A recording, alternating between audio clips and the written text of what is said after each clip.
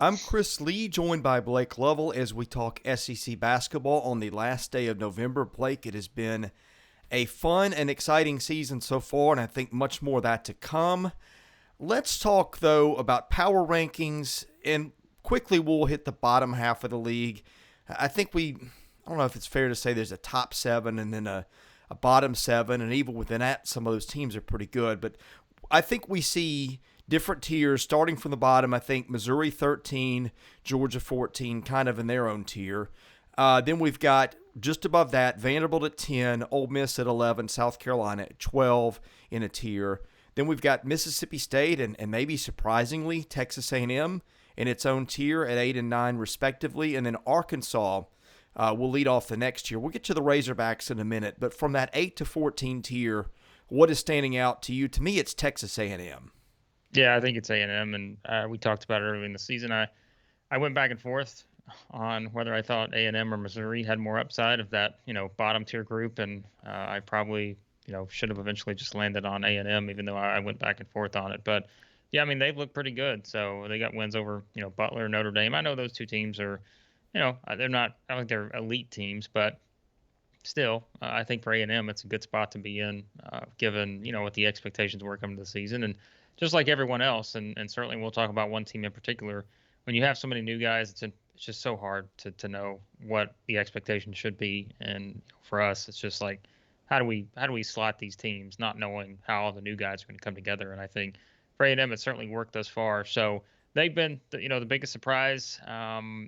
Disappointing probably Missouri, and then I know you can't even really say Georgia because we knew that going in. I think Georgia just was not going to be a team that was going to factor into the mix. But yeah, I think I've been a little disappointed in Missouri offensively. They just can't seem to get it going, especially the last couple games. And I honestly too like I don't know what to make Ole Miss yet. So like I put them Yeah. at 11 because I just don't know how to form an opinion on them just yet. South Carolina, I feel like maybe undervaluing a little bit because they have beaten Western Kentucky, UAB, Wofford. Those are decent teams, and so I think that may be a team we talk a little bit more about maybe in the coming weeks just to see where they're at. But yeah, that's Mississippi State at 8. I mean, that's exactly where we had them, I think, going into the season. So I can't say there's a whole lot to take away from that at this point. Okay, we're going to get hate mail on this one, but Arkansas at 7. You are the guy that's always been high on Arkansas, but you're not seeing it with them as much this year. And when I've watched a little bit, I haven't yet. No, I'm not going to say let's bury Arkansas, right? Because if Arkansas ended up being in the Sweet 16 or something like that, I don't think either of us would have been shocked. But we just haven't seen quite, I guess, what we wanted to see yet. Is that a good way to say it? Yeah, I mean, here's the thing. You look at Ken Palm, which, as we talked about Ken Palm, I'd highly suggest you go back to one of our earlier videos because we mentioned you have to give it a little time to get more data for this season, not just go off of previous data and all that. But I think it's interesting to note, like Arkansas hasn't played a terrible team yet, and they're 6-0. Like they've won every game. Their worst team they play has been Mercer, who's at 206 in Ken Palm, which is, some teams are playing 300 teams and all that. And, you try to get away from those if you can, but they haven't, played bad. And that's the thing is like, I don't think they're by any means. I mean, they're a top 25 team, but they also may be a top 25 team and be the seventh best team in the SEC, which we're going to talk about in a second. Mm-hmm. That shows you where the SEC is. So I get it. If you're an Arkansas fan and, you're like, wait a second, how are we the seventh best team in the SEC? And a reminder too, these are all subjective. Like we're not doing hard, rocket science here. So this is just something based on what we've seen, I think, at this point. And, they've beaten Kansas State, Cincinnati, teams like that. I don't know if there's anything about Arkansas that's just completely wowed me yet. And maybe that's the issue. And whether that's fair or unfair, I just don't think that. And maybe it's just wrong to be comparing them to last year. But that's really all we can do still at this point because we're only 6 games in. And I think when you compare them to what other teams ahead of them have accomplished thus far, I think it makes sense to kind of put them a little bit further behind some of the other teams. And before anyone goes there, please don't tell me about the AP poll. I don't care about the AP poll. Like I just don't at all. I don't even know where they're at this week. What are they? They're probably like in the top 15, I would guess. I think you But said 11. Yeah. or I don't, and maybe I'm wrong on that, but I want to say they're in there somewhere. But it's like that does not when I'm putting together this, I never once think about the AP poll. So I'm sorry to anyone who makes that the end all be all, but I just don't. I don't, and I think it's sort of one of those things where polls have different reasons and different meanings for how they're compiled, and I think for me, it's a lot of it is like eye test. Like it's very, what have you seen?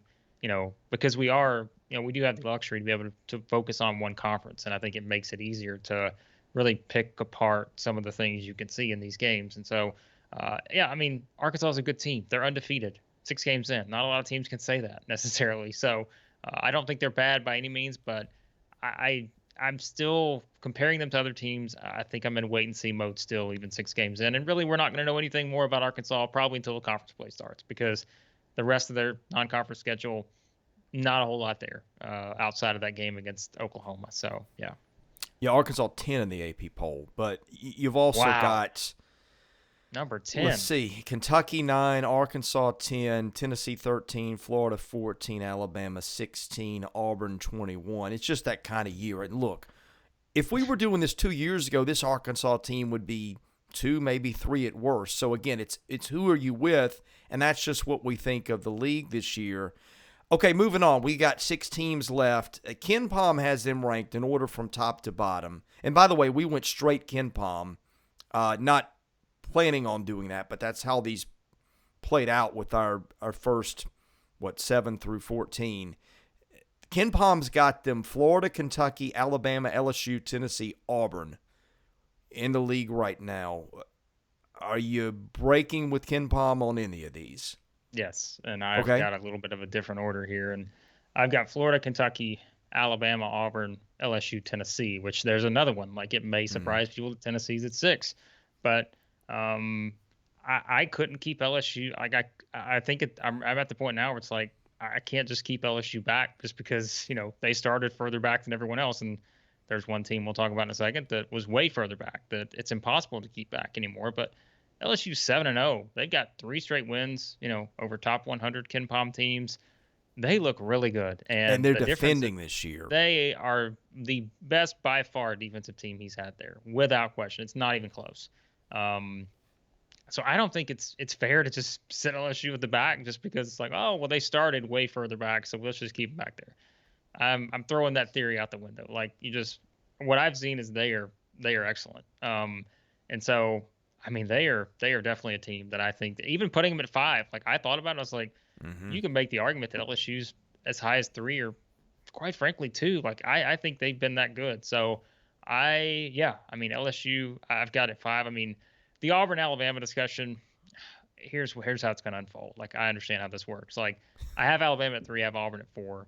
Alabama has the loss to Iona, which by all accounts, if you look at the losses of these top tier teams, that's the worst loss of anyone, if you're just going by the ratings. But also, like we've seen Alabama beat some quality teams thus far, and of course Miami. I don't think Miami's a great team, but for them to just go out and just completely, demolish them by 32 or something, they hit 16 threes. They beat a good Drake team. South Dakota State, and everybody's going, oh, South Dakota State, that's not a bad team at all. They're probably going to win their league, and Louisiana Tech, like we said, not a bad team. Oakland, pretty good team in the Horizon League. So Alabama's played a pretty quality schedule thus far to this point. And I know the Iona loss, I mean, if you make a couple free throws, it's a different game. But I would still at this point put Alabama ahead of Auburn. But I'm telling you, I think Auburn looks very good. I told you before we started, I was higher on Auburn than most. I would be fine making the argument to putting Auburn ahead of Alabama. Maybe even moving Auburn up higher. And whenever Auburn gets Alan Flanagan back, I mean, they could be the best team in the league. Like I really believe that. And I think, that game against UConn was the best game in the country thus far this season. And yeah, I think Auburn is really, really good. And by the way, too, with Alabama, let's point this out. We do our power rankings next week. We're going to know exactly where to put Alabama because, they play Gonzaga on Saturday. And, there's a big game and a big test, and really over the next couple of weeks, because then it's Houston, then it's Memphis. The next 3 games from Alabama, throw out this week's power rankings if you want, because we'll know exactly where to put them after those 3 games. I'm going to make a prediction. I don't think we'll have the same top 7 in order 2 weeks consecutively at any point all year, and we might not even have more than two or three teams the same. I just think it's going to be that competitive. And a lot of times, opinion is just what did I see last, because that's Yeah. how close it is. Yeah. And that's it. I mean, again, for Tennessee, like I have Tennessee at 6. Tennessee's what? I mean, they've beaten North Carolina, which Tennessee has point, looked really good one day and really mediocre the next. And it's just hard to know what to do with that when it's November and teams are breaking in not entirely, but very new rosters for the most part. Well, they're another one too. Like they play, Presbyterian. We're recording this on Tuesday tonight, and then they'll play Colorado and Texas Tech next. So we'll get a much better idea of Tennessee in the next couple of games. So I think that's what it comes down to. And you said it best. Like our rankings will be completely different next week, and then the week after that, they'll probably be different again. So I just, I look at it from that standpoint. It's like these are by no means set in stone, because in college basketball, you just play too many games, right? Like there's just so many games that it's automatically going to change. But I mean, Auburn, I kept like, I want to flip my picks now. It's like Auburn, you look at it, it's like, well, they beat Loyola Chicago. Syracuse is good. I don't know where Syracuse will be by the end of the season, but that's another one. And Auburn plays UCF on Wednesday too, so there's another quality game for them. So yeah, I mean, you could flip. To be honest, like I would have no argument if you flipped in any order 3 through 6 here. I may still leave Arkansas a little bit outside of that, but if you flip this order in any way, shape, or form, and if you even want to put Arkansas in there, that's fine. I mean, again, we're 6-7 games into the season. I would be okay with that. I think I'm set on the top 2, but in this group right here, if you put them in a lot of different orders, I'd be fine with it. Okay, what do we do with Kentucky? Because Kentucky has played one game and it's a good team. Actually, Ohio's decent. Ken Palm 99 is today. Pretty good MAC team, but everybody else has been awful. Lost to Duke. Duke is better than people thought, and Kentucky did not look bad in that game. So I think at this point we just got to go with Kentucky, whatever your gut feeling is on the talent. And, of course, everybody thinks the talent is outstanding. Here's what the theory I've always subscribed to is if you play a bad team, I don't, okay, people can say that you're just beating bad teams, but if you're just beating bad teams by 5 or 10 or 15, then it's like, all right, well, yeah, maybe you're not as good as you think. But if you're going out and just dominating these teams, which is exactly what they've done, that's what I want to see. Like that tells me more than anything is when you're going out and beating teams the way you should be beating them. That to me tells me that you're a pretty good team. And so their only losses to Duke, the number 1 team in the country now, after they beat the Zags. They lost by 8 in that game. Basically one stretch goes wrong in the second half, and Duke took control in that game. So I see no reason to put Kentucky any lower than this. If you still want to make the argument that they're the best team in the SEC, I'd subscribe to that as well. But yeah, I mean, with Kentucky, it's just we will find out like over the next couple of weeks, because then they start to get Notre Dame, Louisville, Ohio State, all those teams. We'll see common opponents that we've seen other teams play. We talked about, A&M, and, you've got even A&M beat Notre Dame, and then Florida beat Ohio State. So we'll start to see some common opponents, and that's when we can maybe have a much better idea of where they're at. But, there's one team we haven't talked about yet, and I tell you, for me I'm still convinced that you have been kidnapped, and I'm not really talking to you, but it's like a stunt double. Boy. Because you and I went at it on Florida last year, and I feel like the roles have reversed. I shouldn't say that. I have no reason to dispute you on Florida. I just couldn't get you anywhere with the Gators last year. I kept saying, hey, I think they're a little better than you think, and you just wouldn't have it. And if you had told me 3 weeks ago that Blake Lovell was going to have Florida atop his power rankings, I would have said, what have you slipped into this guy's coffee? Yeah, well, here's the deal, all right? For anyone that wants the argument for Florida to be the best team in the SEC, which is where I have them, they have the two best wins, right? Like, would anyone argue that? They beat Ohio State, they beat Florida State. Those are the 2 best wins thus far. They've beaten everyone else unmercifully. They beat a not a great Milwaukee team, but not a terrible Milwaukee team. They beat them by 38, 36, something like that. They beat Cal, which Cal's still in rebuilding mode, I guess. But I mean, they look very good. And I think, again, that's where, like, we've reached that point after 6 or 7 games where it's like, all right, you don't necessarily have to just rest on where teams were at going into the season and where you had them slotted. Now I think it's all right. You basically reset and say, here's what I've seen. We have at least, again, we don't have enough yet by any means, but we at least have a good chunk of data to go on through 6 or 7 games for most of these teams. And I think if you look at it, it supports that, Florida's the best team to this point. And they look like it. It's just, you're right. Like, I would have never looked at this, but it goes back to what I said earlier and kind of tease. We had no idea what to expect from Florida because they had, 6, 7 new players. They were going to get acclimated into the rotation. And going off of past history, which is all we had to go on, there wasn't a lot of confidence that they would be able to necessarily put it together that quickly. But they are one of the most experienced teams in the country. They're one of the best defensive teams in the country. Colin Castleton, right now, I don't know if you want me to say this, but you're going to really think I want you to say it because I want to hear it from your lips. He's the best player in the league right now, perhaps. So right now, really, if you look at it, and I know there have been some guys, and you can. Who is this guy on the other end of the mic here? I don't. Although I say that, and I may still revert back to one of the Alabama duos, or there are other guys as well, and we would need 15 more minutes to go through everyone, but. Jabari Smith's played well at Auburn. Shackelford and Quinterly, that's what I was talking about, the Alabama duo. I don't know. I may still put Shackelford where I had him as the player of the year to start the season. But in any way, shape, or form, I was kind of, having some fun with that. But Castleton's one of the best players in the league right now, any way you slice it. And he's just been so important to what they're doing when you look at everything he's done.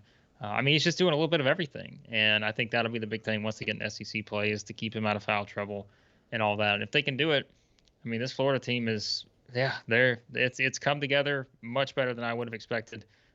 So now, please, all I'm asking, don't go lose at Oklahoma on Wednesday because they've never seemed to have success there. I feel like and I feel like you've just jinxed them big time because I tried to get you on the Colin Castleton train all last year. Before this season, you just wouldn't go there. I feel like something bad is about to happen now. Well, I feel like, and I'm thinking this off the top of my head, and maybe they've won these games, but I feel like it's never been pretty at times, maybe necessarily for these two.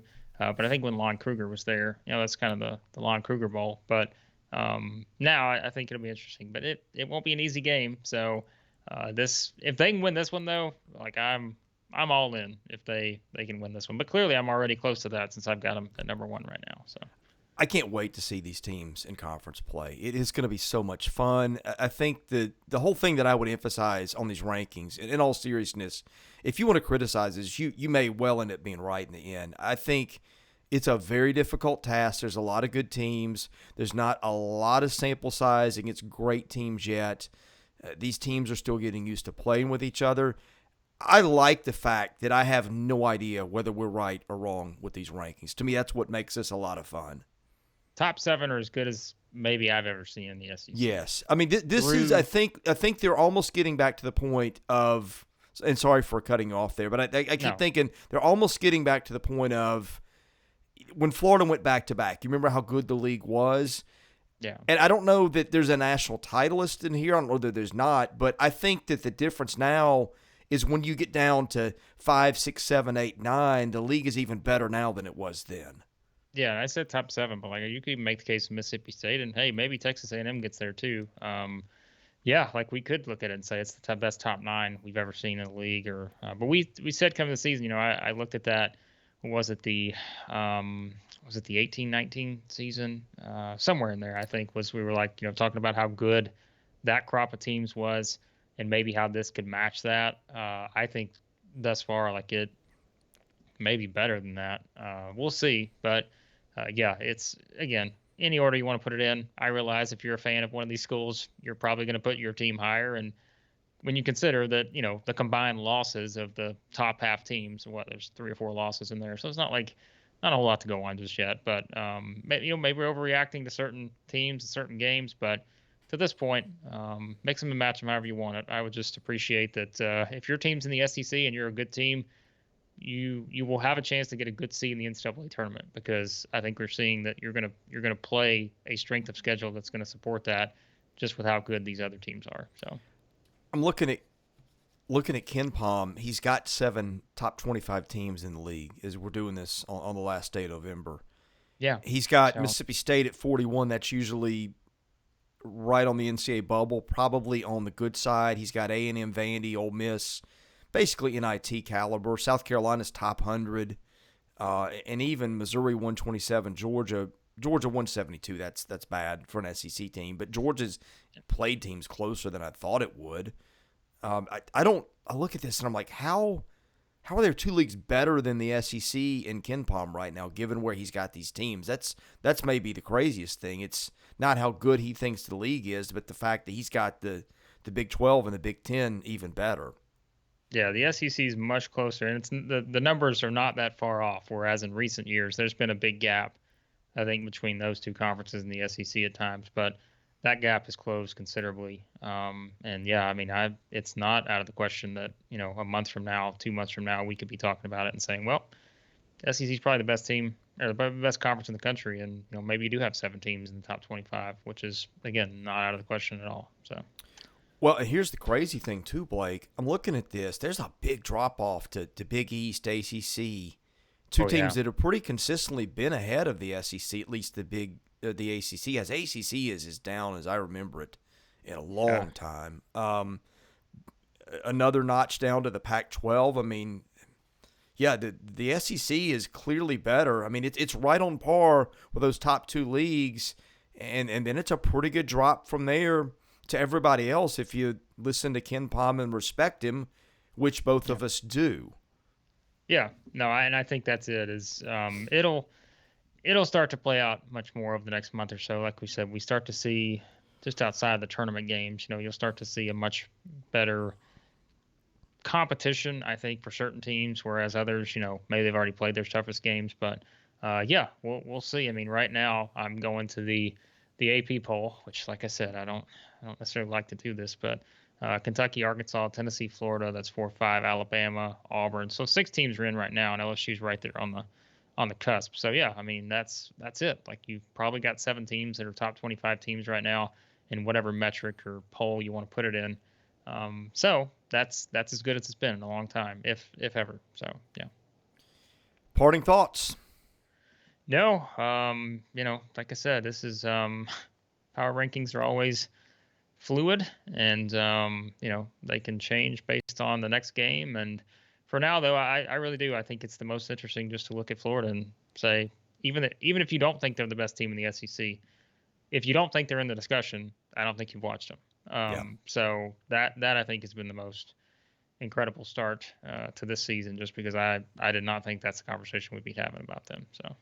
Okay, he's Blake Lovell. I'm Chris Lee. We both work at southeastern14.com. Thanks for watching our video. If you're watching this, be sure to like it and subscribe it. That helps us out. We'll have plenty more content coming as basketball season continues. We'll probably have more stuff this week. We'll have a preview of the SEC title game. Thanks for watching. We'll be back with more stuff very soon.